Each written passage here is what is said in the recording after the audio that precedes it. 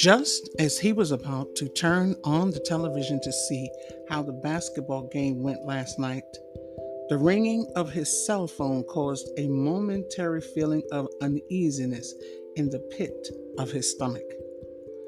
Frowning at the unexpected intrusion into his perfect morning, he rebuked himself for his feeling of trepidation.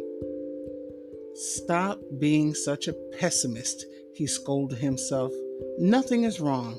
It's probably just a wrong number." He hadn't told any of his family he was staying home, and the school wouldn't call him unless it was an emergency, and there was no room on his agenda for an emergency today. Determined not to let anything interfere with his perfect day, he walked away from the ringing phone, but again, the nagging feeling in the pit of his stomach and a sudden strong need to answer the phone caused him to exhale slowly and walk towards the ringing intruder. Picking up the cell phone, he counted to 3 before he spoke into it. "Hello, Coach. Thank God I caught you. This is Matt. Coach, why aren't you in school? I called your office and they told me you didn't come to school today. Coach, can you come to the school? I have got a little problem and I need you to come here to get me out of the dean's office. They say I'm going to get suspended. Can you please come to the school?" "Matt, slow down. What are you talking about? And why are you in the dean's office?" "Coach, I can't talk on the phone. I need you to come to the school, please." "Matt, I took the day off and I can't come there right now. What is going on?" "Coach, please. I need you to come to the school, please." Looking at the suit he had laid on his bed, he sighed heavily and promised Matt he would be there as soon as possible. He sat on the edge of the bed for a few minutes and began to pray. He didn't know what was happening, but whatever it was, he hoped it wasn't going to be so bad that it would interfere with his plans for this evening. Matt had said he was going to be suspended, which meant it was something serious. Matt was a good kid, never getting into trouble, and he didn't hang out with the troublemakers. So if he was in trouble of getting suspended, it had to be a mistake. Then he thought of the young lady Matt had been keeping company with lately, and suddenly it was crystal clear what was going on. Just as sure as his name was William, the coach knew whatever was going on with Matt had something to do with Danny. Annoyed that he had to go into school on his day off, Will told himself that this was good practice for his new role as father. Being a father meant he was going to have to get used to emergency calls right in the middle of elaborately laid plans, and one had to face the situation with patience, wisdom, and love. It took him all of 15 minutes to throw on a pair of sweats and a pullover, and he was on his way out of the door when the thought that he should call Denise popped into his head. With his hand on the doorknob, he hesitated and debated whether he should inform her that he had been summoned to the school by Matt. Would she hold it against him for not telling her what was going on instead of running to the school like he was Matt's legal guardian? Will was at a complete loss as to what he should do. On the one hand, if he went to the school without telling Denise, she might be resentful and angry. That would in turn cause her to not trust him, and he would never get close to her. On the other hand, if he told her, he would lose Matt as an ally and possibly make whatever situation that had occurred at school even worse. "Lord, help me make the right decision," he prayed to himself as he stood with his hand on the doorknob. The sound of Matt's voice pleading for him to come to the school and his clearly stating he couldn't tell his mother made him continue on his way. He wasn't doing anything wrong after all. He had been sitting in his own house when Matt called him and asked if he would come. He could tell her he was just trying to be a friend. He prayed she would understand and hoped it wasn't a really big problem that waited for him at the school. How bad can it be, he thought to himself as he got into his car and headed towards the school. After all, this was Matt. He never got into trouble. It would be a different story if he had gotten a call about Jay. When he walked into the dean's office, he wasn't surprised to see that Matt was not alone.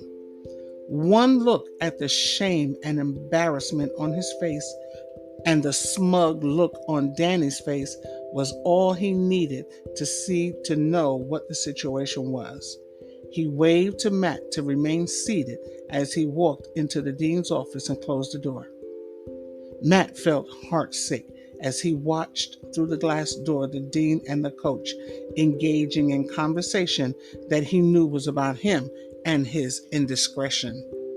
He looked at Danny and wondered how she could be so calm, and realized when he saw a tiny smirk on her face that she was enjoying the whole event.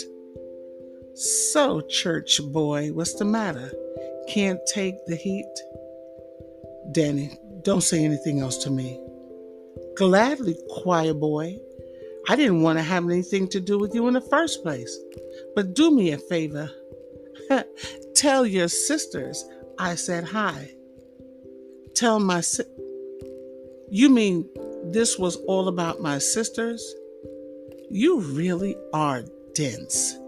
Did you think I could really be interested in a loser like you? A loser like me? I never treated you with anything but respect. You are boring and wit. I can't believe you did all this to get at my sisters. Believe it. You are a sick person. Did you know that? I'm sick. Yeah, something is definitely wrong with you.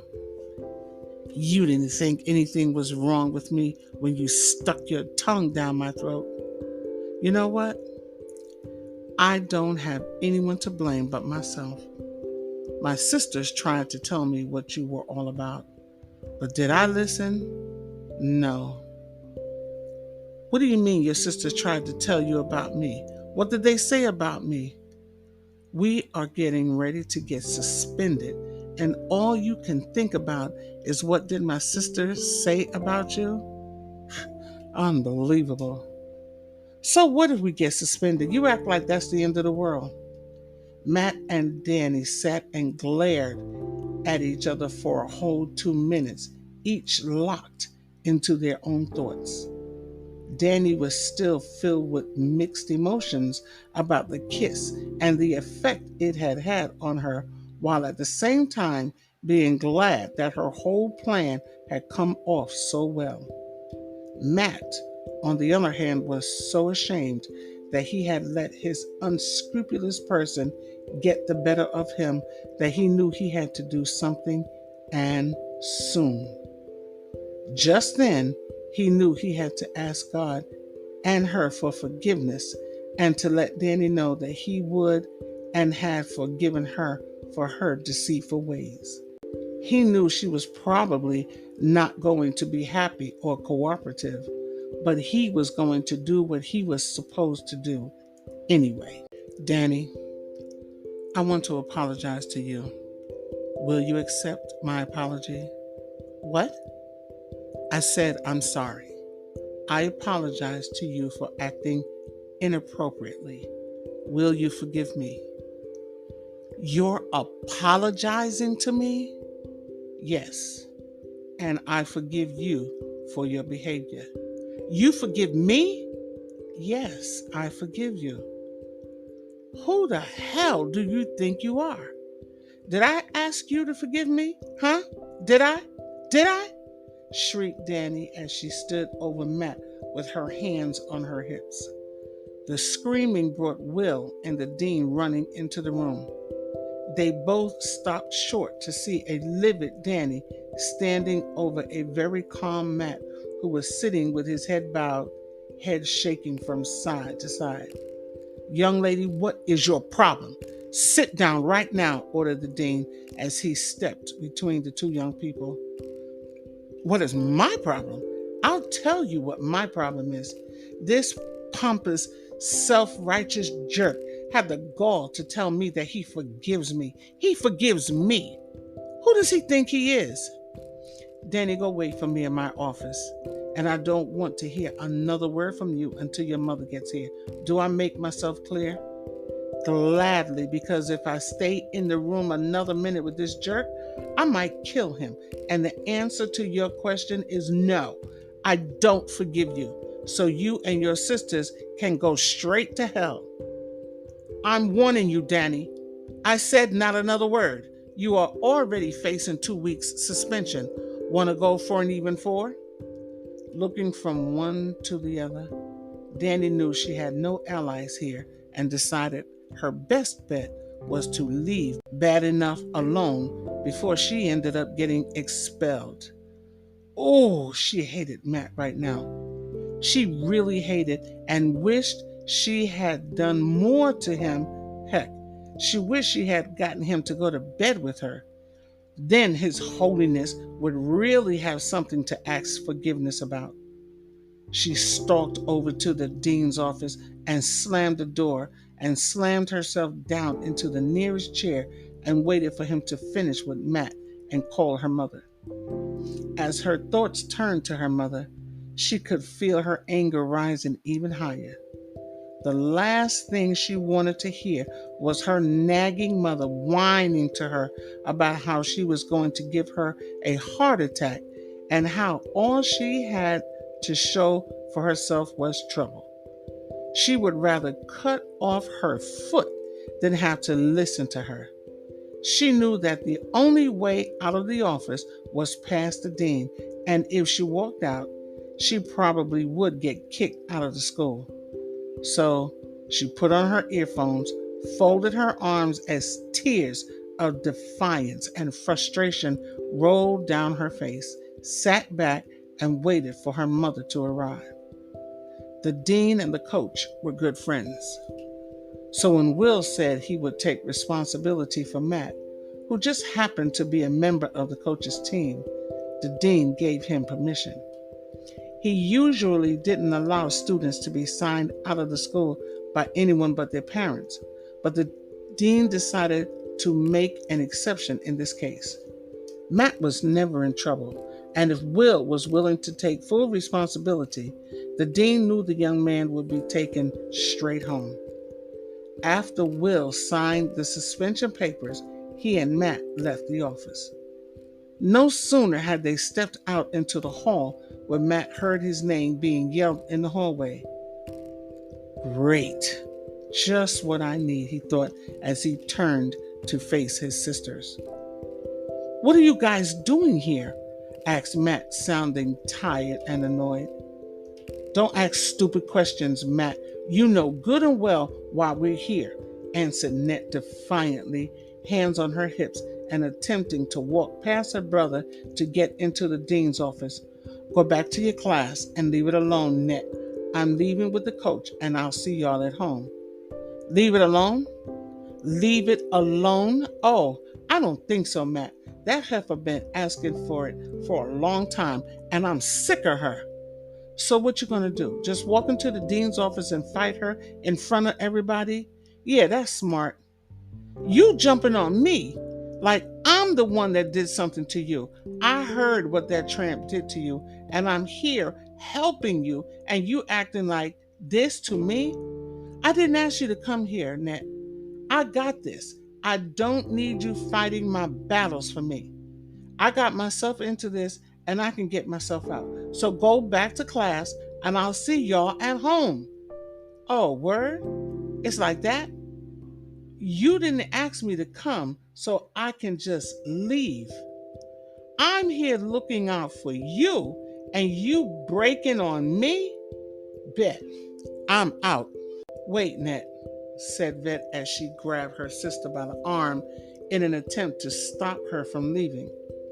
After all the trouble she had gone through getting here, She was not about to let Net just walk away. Maddie, we came because we heard you got into trouble, and there is no need for you to be acting like this, she said as she tried to pull her sister and her brother together. Get off me, shouted Net so loudly that a few teachers opened their doors to see what the commotion was. Knowing it would be just a matter of time before security was called, the coach knew he had to get control of this situation before it got any worse or any louder. Look, I think everybody should calm down and return to their classes. I'm going to take Matt home and, oh, hold up. You're taking Matt where? Ned, Vet, and Rife were now looking at Matt and the coach, waiting for an explanation. The girls knew no one was supposed to leave the school without their mother's permission, and they knew that Matt was aware of this as well. Matt knew he had opened a can of worms and wished a hole in the floor would just open up and swallow him whole. Will felt his chances for asking Denise out on a date flying right out the window, and he couldn't tell if he was disappointed or angry. Why didn't he follow his mind and stay home? He thought as he looked at the angry, young, accusatory faces staring at him. He was sure that anything that he said now would only make the situation worse. So he decided not to say anything at all. He thought about backing out of the whole situation and having the dean call Matt's mother. But how would that affect his relationship with the kids after today? They would probably think he was a coward for running off when things got sticky. But then, what were they thinking about him now? It couldn't be any worse than thinking he was a coward unless they were thinking he was someone that didn't respect their mother's wishes. William, you are an idiot, he said to himself. What in the world were you thinking? Look what you've gotten yourself into. This was new for Will. He was a man that was quick to think and slow to act, and he never got himself into situations like this. What was it about these kids and this woman that had caused him to act so unlike himself? Taking a deep breath, he decided to own up to his actions and not run away like a coward. Okay, so he had made a mistake. He was human. Everyone made mistakes. So the kids would accuse him of disrespecting their mother's wishes.